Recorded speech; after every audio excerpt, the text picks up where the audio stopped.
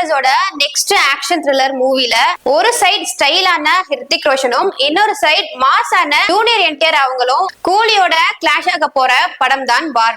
இப்போ இந்த படத்தோட ட்ரெய்லர் ரிலீஸ் ஆகி ரசிகர் மத்தியில நல்ல வரவேற்பையும் பெற்றிருக்கு. இந்த ட்ரெய்லர் எப்படி இருக்கு அப்படின்னு இந்த பதிவுல பார்க்கலாம். வெல்கம் டு சினிமா கழகம்.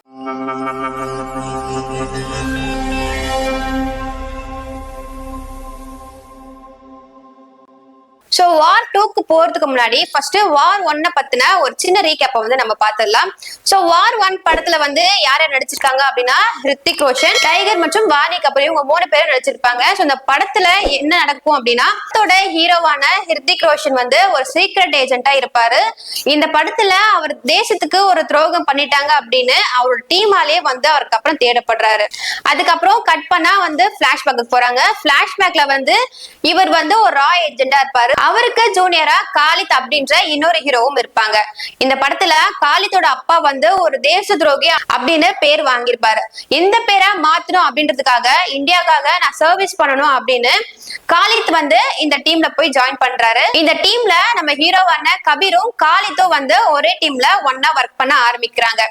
இவங்க 2 பேரும் சேர்ந்து ஒன்னா ஒர்க் பண்ணும்பொழுது இலியாசி அப்படின்ற ஒரு பயங்கரவாதியை வந்து கண்டுபிடிக்கணும் அப்படின்ற ஒரு டாஸ்க் வந்து இவங்களுக்கு கொடுக்கப்படுது. அப்படி இவங்க இலியாசிய கண்டுபிடிக்கும் பொழுது நிறைய திருப்பங்களும் நிறைய பிரச்சனைகளும் வந்து ஏற்படுது. அதுக்கப்புறம் வந்து கபீருக்கும் காலித்துக்குமே வந்து இங்க சண்டை வருது. அதுக்கப்புறம் ஏன் கபீர் வந்து கெட்டவனா ஆனாங்க அப்படின்றதா இந்த படத்தோட மீதி கதையே. இந்த படம் வந்து 170 கோடி பட்ஜெட்ல வந்து எடுக்கப்பட்டுச்சு. இந்த படம் வெளியான முதல் நாள்லயே வந்து 53.35 கோடி வரைக்கும் வசூலாச்சு. இந்தி திரை உலகத்திலேயே வந்து முதல் நாள் 53.35 கோடி வசூல் செய்த படம் அப்படின்ற சிறப்பையும் வந்து இது பெற்றுச்சு. அதுக்கப்புறம் இரண்டாவது நாள் வந்து 24.35 கோடியும், மூன்றாவது நாள் வந்து 22.45 கோடியும் வந்து வசூல் செஞ்சுச்சு. கிட்டத்தட்ட 3 நாள்லயே வந்து இந்த படம் 100 கோடிக்கு மேல வசூல் செஞ்சுச்சு. பாக்ஸ் ஆபீஸ்ல 100 கோடிக்கு மேல வசூல் செஞ்சது மூலமா இந்த படம் வந்து ஏற்கனவே 6 சாதனைகளையும் படைச்சுது.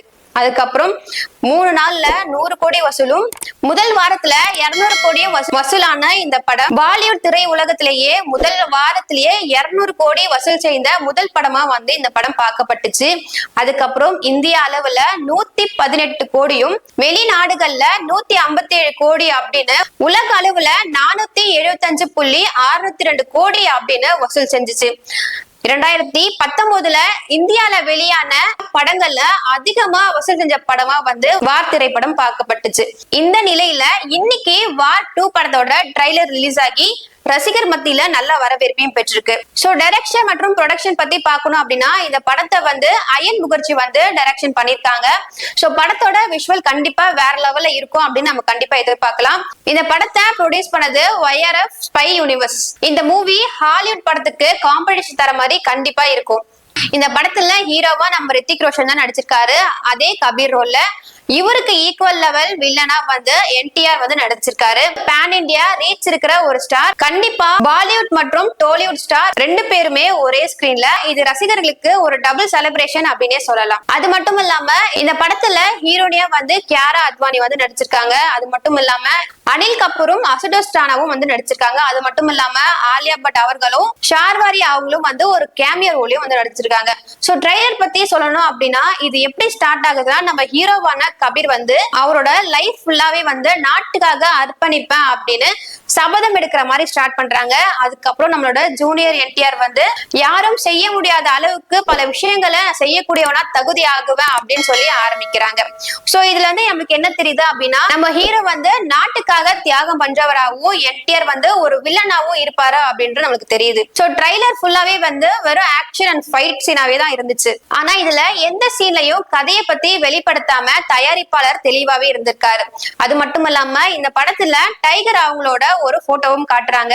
மேபி இது வந்து கபீரோட பாஸ்ட் லைஃப கனெக்ட் பண்ற ஒரு சீனாவும் இருக்கலாம். அது மட்டும் இல்லாம இதுல கியாரா அத்வானியும் வந்து வராங்க.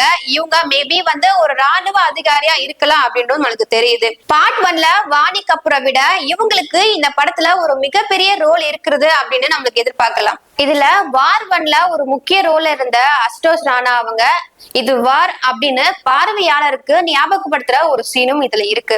இந்த ட்ரைலர் எப்படி முடியுது அப்படின்னா, ஹிருத்திக் ரோஷன் அவங்களும் என்டிஆர் அவங்களும் பகவத்கீதையில இருக்கிற ஒரு ஸ்லோகத்தை சொல்ற மாதிரி முடியுது. அதாவது இது குருஷேத்திர போருக்கு முன்னாடி தன்னோட சகோதரனுக்கு எதிரா போருக்கு தயாராகிறப்போ கிருஷ்ணன் அர்ஜுனன் அவங்க கிட்ட இந்த வார்த்தையை வந்து சொல்லியிருப்பாங்க. இப்போ இந்த ட்ரைலர் ரிலீஸ் ஆகி ரசிகர் மத்தியில நல்ல வரவேற்பையும் பெற்றிருக்கு.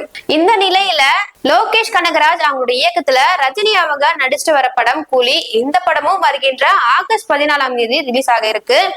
சமீபத்துலதான் இந்த படத்தோட 2 பாடல்கள், போஸ்டர்கள், அது மட்டும் இல்லாம இந்த படத்துல நடிச்ச நடிகர்கள் அப்படின்னு அவங்க எல்லாருமே இந்த படத்துல நடந்த சுவாரஸ்யமான விஷயத்தையும் வந்து பகிர்ந்தது சோசியல் மீடியால நல்லாவே வைரல் ஆகிட்டு இருந்துச்சு. அது மட்டும் இல்லாம இதனாலேயே படத்துக்கு ஓவர் ஹைப்பும் கிடைச்சிருக்கு. இப்போ வார் 2 படத்தோட ட்ரைலரும் ரிலீஸ் ஆகி ரசிகர் மத்தியில நல்ல வரவேற்பையும் பெற்றிருக்கு. இந்த படம் கிட்டத்தட்ட 400 கோடி ரூபாய் பட்ஜெட்ல வந்து எடுக்கப்பட்டிருக்கு. அதாவது வார் படத்தை விட 3 மடங்கு அதிகமான பட்ஜெட்ல வந்து இந்த படம் எடுக்கப்பட்டிருக்கு.